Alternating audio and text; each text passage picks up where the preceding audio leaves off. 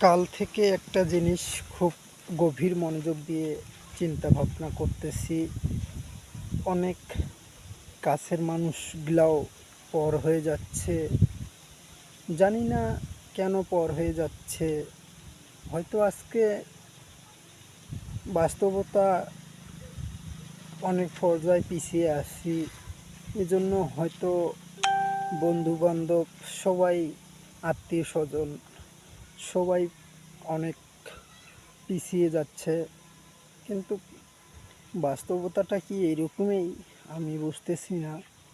আর জীবনের সাথে যুদ্ধ করতে করতেই আজকে এত দূর আসছি, এই পর্যায়ে আসছি। দেখি জীবনে কি করা যায়।